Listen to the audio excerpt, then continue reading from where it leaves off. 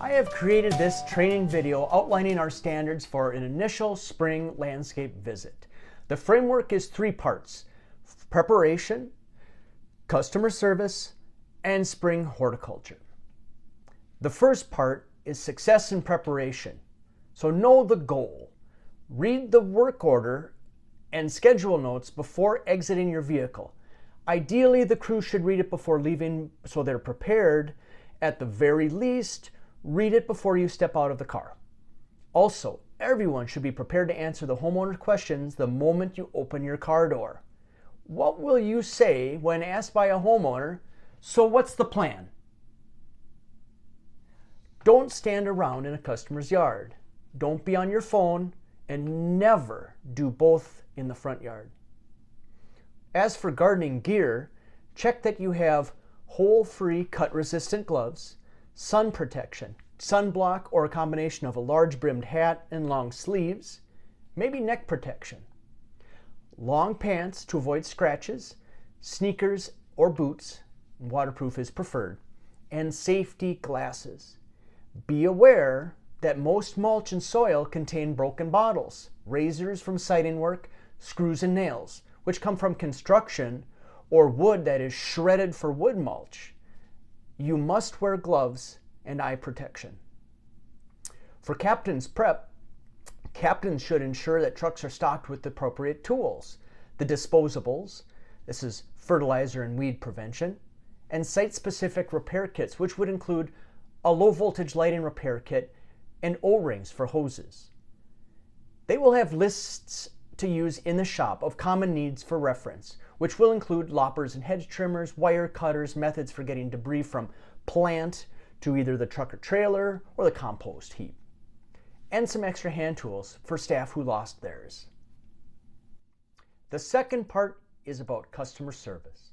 So maintain a professional and ready to work, anything's possible attitude.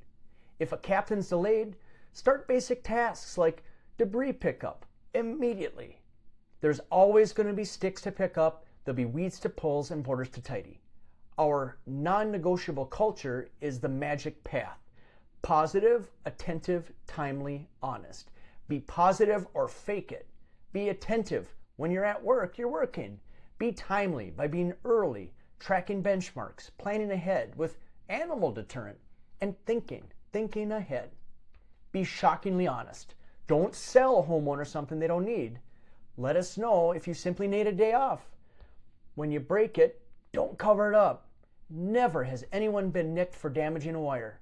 We find that being honest after damaging something actually has the reverse effect a person would think it would. No one remembers work that went boringly normal, but people remember folks with character. The sure way to screw yourself and your colleagues is to damage something and cover it up, or do it half-assed. When it comes to communication, I like to remember the 2 C's. Use the what's in common and a compliment rule. Introduce yourself with a smile. Make eye contact so people don't think you're shifty. And offer a genuine compliment, or find something that you both have in common. Don't say they have a nice property. I hate it when someone says a family's home is a property.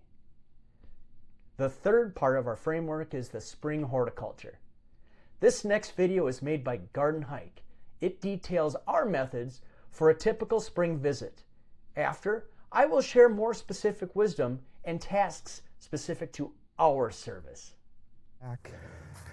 And we're mid-March here, Northern Great Plains, Zone 4. And oftentimes we've still got quite a bit of snow this time of year, so I feel fortunate that we can get ahead of the game here and get some of these chores completed.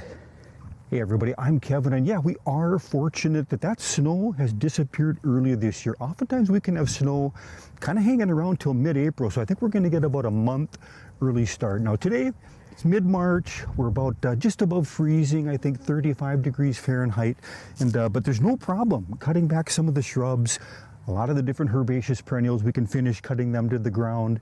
And the thing about perennials, I used to always cut them back in the fall because I just had more time. But now that my schedule has changed, I usually leave a lot of my perennials until spring.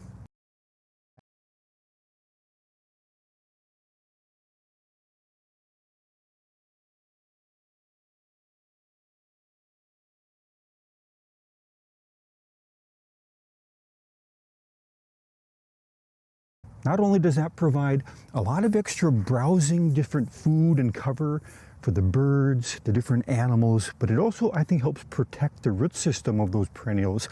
Leaving those tops on, leaves can blow in, providing protection, and then also those tops, they're going to create a swirl point for the snow to kind of build up in those areas and help insulate the roots. But mostly today, I kind of want to cover not only cutting back some of the perennials, different shrubs, but some of the tools that I use that I always work along with. And we'll start with the Felco. Now the Felcos, this is a pruner. There's many different styles. I've had this about 30 to 35 years, and it's just an absolutely essential tool that you don't want to be left without. And I use a pocket on my pants to keep it handy coming in and out, but you can also use some of the different holders. Most of them are designed to use a belt. Some of them have a buckle on the back, so you can just attach it that way. And the head shears, I'm still pretty old-fashioned. I use this probably more than the automated shears. It just works so good for some of those little twigs. You can also use it a lot for cutting back those herbaceous perennials. I have switched over to using more of the automated. This is a DeWalt. It's actually a head shears, but it works great for cutting those perennials. And I've upgraded this year. I've got one that's got an automatic shut off here. This is also new. They've gone with a little bit wider opening on the head shears that they're selling now with the DeWalt tool. So the cordless with the battery options, there's so many tools now. I've had really good luck with this brand. Okay, this is Summer Dawn Potentilla. They're also called Shrubby Cinquefoil. I like to give them a light shearing. You're going to remove some of those spent heads. I think they're showy through the winter, but you're going to encourage new growth. So you get that nice new foliage and just a flurry of new flowers, because the Potentillas will bloom on what's called that new wood. The daylily, they're one of the plants I think is a lot easier to clean them up late winter, because that foliage, oftentimes, it just releases from the root system. And if you just kind of give them a little bit of a tug like that, you can get these cleaned up pretty quick. You can see down in here close, we've already got a few of the leaves are starting to peek out there a little bit. And one of the reasons I like to get the perennial cut back as soon as I can is once that new growth starts emerging like that, if it starts getting up above that dead tissue, once you're pulling off some of the old dead tissue, you got to be careful or you're going to damage some of those leaves. Unfortunately here, it looks like we are going to have just a little bit of tip burn on this Colorado spruce. I think on the side here, we're getting a little bit too much shade from this tree, so you can start seeing some stress on conifers because of that lack of sunlight. On the other side, it looks like the other side is still looking quite healthy. And they dropped their leaves late. Yeah, this is the prairie stature oak, growing quickly. I do have to worry a little bit about the competition here for sunlight between this Taylor Sunburst pine that I've got growing behind it. Yeah, that's part of the challenges of overplanting. Unfortunately, on this Taylor Sunburst, I did notice we're picking up a scale insect on this. Look at how black that twig is. That's called sooty mold. When the scale insect is sucking those juices out, then a mold comes in and uses that, those carbohydrates, they use that as their food source. So I've got to get after that pine tortoise scale, I think is what it is. Let's go in. I think you can see closely there, kind of that orangish pustule. I lost a jack pine to this several years back. I did a quick video on that showing the life cycle. Yeah, you can see that white residue there too. That's also another type of scale. So I'm going to get out here 2 to 3 times this year, and we're going to spray some of the Superior horticultural oil sprays, or they're also called dormant sprays. So next we're going to take a look at the Tor Birchleaf Spirea, a nice white flowering spirea, but you can see the rabbits have come in here and they've done some pruning for us. So we're just going to follow their lead, and I'll probably just prune it back right to that level, even it out just a little bit. But the spirea, they're one of the favorites for the rabbits. I've got another one, Fire Gold Spirea, that you can take a look at here. They've really pruned this one back, and we'll do the same thing. We'll go ahead and we're just going to cut this back, round it out, and let that new growth flush out of there. Unfortunately, with the Fire Gold, they do bloom on what's called old wood, so we're only going to be able to enjoy the gold foliage this year rather than the white flowers that you can see with it if you don't have to prune it back. Now the Tor Birchleaf, it does have a really strong rigid stem. This Bahco head shears, it does work pretty good, but occasionally you'll hit when you can't quite cut. And that's where it's handy to have that Felco's. You can go in there, some of the bigger stems, and you can quick go back and forth. Since this is in a mulch bed, you can see I'm just dropping some of those twigs. Some of them will get raked up. Other ones, they'll just become part of that western red cedar mulch that we've got in this area. Tell you what, after a long winter, this feels really good to get out and start doing some work. And here we've got a perennial that we're not going to be able to pull these stems. We are going to have to go ahead and cut them. Since it's such a small clump, a little bit of rock in this area, I'm going to go ahead and, this is where the head shears just really, really does a nice job. An excellent tool for removing leaves is the Shred and Vac. We find it works well for removing leaves and tiny sticks in rock. Avoid using it in mulch since wood will be pulled up and jam the impeller and shoot.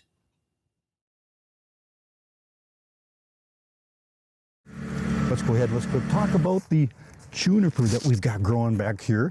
Okay, you can see it's starting to encroach on our vegetable garden here. So I am going to go ahead, we'll be pruning back some of these longer branches here, probably go back in about 2 to 3 feet. But I'm going to skip over this just because I can do that juniper pruning, well, even 2 months later if I want to. That's one of the chores then in the spring that I usually skip.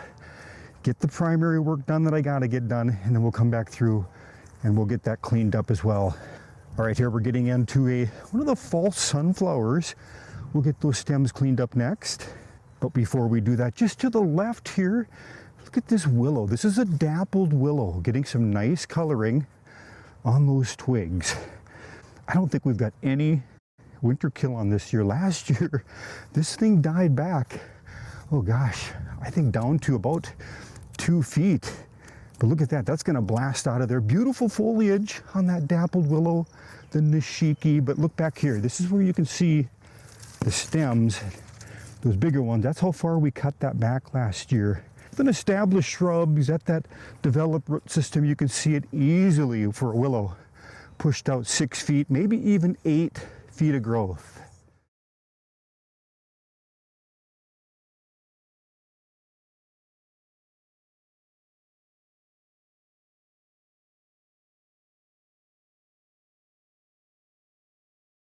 I got so excited to get started doing this, I forgot to put on gloves in the early get-go. A lot of times what I'll use in the spring like this, since you're dealing with usually damp, wet situations, the nitrile gloves with that rubber coating. They're typically pretty cheap gloves. You know, you can get them between $5 and $10, so they're not disposable, but you can actually buy quite a few pair, have them on hand. The downside with that nitrile or rubber coating, it can be a little bit cold on the fingertips, especially where we're in, like I say, the mid-30s here. Here again on this fall sunflower, some of those stems are gonna kind of crack, but I'm gonna go ahead, cut which ones we can. A lot of them have already laid down. This is a perennial during midsummer, kind of goes down, and I didn't stake this one, but it falls down, kind of unruly, not my favorite perennial, but it does have the nice yellow blooms. Let's quick mention this conifer that we've got here. This is one of the yellow Norway spruces. As that flushes out this spring, we should see some yellow growth on that, yellow candling. I'm not seeing as much as I'd like yet. We've got a little bit of a void in this area. Deer came in one season and they really rubbed up against it, but it's slowly filling in, but boy, it's taken many years. Okay, next candidate's up here. This is ash leaf spirea. I like to leave the tops on those through the winter. I think they provide a little bit of winter interest. This plant does have profuse suckering. So throughout the season, I'm constantly just running the shovel in there, cutting out those little stems. And then over here, we've got Joe Pieweed. Here again, yeah, I think the birds are, you know, they're probably coming in here, taking some of these seeds. You know, unfortunately, their time has run out. I need to get after this. But Joe Pieweed's one that's going to emerge quite late in the season. It needs warm soil temperatures, but just a beautiful, beautiful perennial. And we've planted here one of the junipers that has a really nice steel blue color during the growing season, but you can see it's picked up some of the plum coloring here. And I'm gonna let this develop and arch out and kind of weave its way into this area, but we're going to have to stay on top of this. This could easily start encroaching quickly on some of the other shrubs and perennials in this area. But I like to plant things fairly tight. I like to collect plants. And so we're kind of pushing it in a tight area, but as long as you stay on top of it, we'll be just fine. Here again, this is a really quick pruning for the ash leaf spirea. I really like it. Other than that suckering habit, it's just quite beautiful throughout the season. A nice foliage, nice flower, and really all I'm targeting here is just those spent flower heads. And now we will break out the automated shears. I usually leave that chore for the head shears, the automatic one. But for the upright rigid stems like this, now we're going to be able to just really quickly breeze through this and cut these back. And right next to it, we've got some of the blue salvia. Same thing, we'll be able to use that automatic shears and make really quick work of that. I usually work through entire areas, cutting back everything that needs attention. Then I'll switch over to cleanup mode. I like using the metal spring-tine rake for this, and often I'll use a large barrel like you see here for easy loading and unloading. The other thing I like about using the barrel, I actually use that as a handy way to put the tool in there as I'm moving from location to location. I also keep tarps handy, and I'll use them more so when I get into longer stems and branches. And then, as I mentioned, we'll come back through with a blower in 2 to 3 weeks to remove some of the lighter debris that remains for a final cleanup. So side of the house for Leerdal, this one's starting to touch the siding. Take it back far into here, about half of it off. It's a shady area, so we don't want to take too much off of it, but you can go back to about in the street, so about 3 to 4 feet tall. Okay. And then back over here, looks like one of the sedum. We'll get that cut back as well. I always like to leave those tops on as well too. Sometimes that snow is up a little bit on the stems, and it's kind of showy. Next to these Taylor junipers here, one of my absolute favorite conifers. And then as we move back over here around this gazebo, this is kind of the end of that bed there. This is all marjoram. This is an herb we put in, oh gosh, I bet over 10 years ago. And it was just a couple little transplants, but you can see it's self-seeded.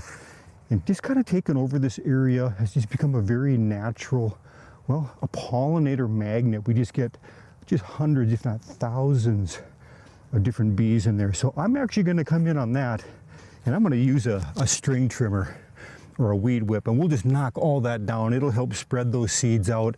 Just makes it a lot quicker. This has got a really tender, soft stem, so it cuts through easy. We can just grind up those stems into a nice malt. All right, then we're back to that starting point, and it feels good to get off to an early start, get out of the house, get off the chair, and get some of these perennials cut back, the shrubs sheared. I can't wait to do more projects for you all season long. Thanks for stopping by Garden Hike. We'll see you again soon, next video.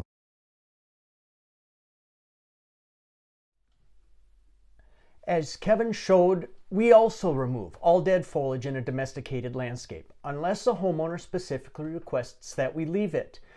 Foliage in a natural and native landscape is left for wintering insects, except for minor cosmetic improvements. A tip I have learned and like to share is, if you hone it, you own it. Please grab empty trash cans, roll customer hoses, sweep the path. When you want to take on peripheral, semi-permanent work like raising boulders or irrigation, etc., first get the approval of the homeowner. Second, remind them that it's a one-time task. If you don't get approval and remind them that it's a one-time task, your generosity becomes the expectation. Finally, for day-to-day efficiency and to reduce body fatigue, I have several real-world tips.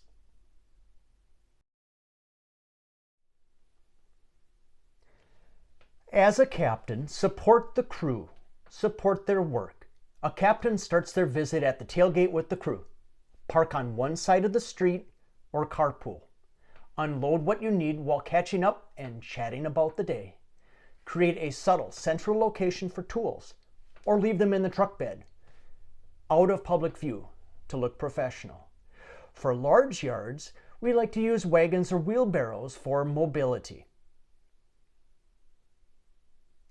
Captains then support the staff and interact with the homeowner. Captains should go from staff to staff, picking up their debris piles so they don't have to get up and down. Captains should grab staff water, specialty tools, help when needed, and be mindful of pace and what's next. Chat, but never stop to talk with each other. Never stand there talking. You are being watched. You will be recorded. We lost an account in 2024 when a homeowner saw two good staff members talking about a plan to divide plants. All they saw were two people on the clock in their garden. Customers see what they want to see. If you start up a good chat, help them in parallel at a productive pace. Divide your time evenly with all staff to avoid the perception of favoritism. If I were working and heard the captain laughing with other staff, I'd feel pretty left out. Be attentive to everyone. Keep staff working and anticipate their next steps.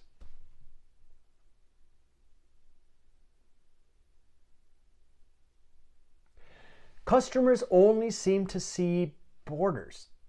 It's odd, but focus your attention on clean and crisp borders. If edging has sunken, raise it or add it to the next visit. Pick up decorative rocks from the turf and rake.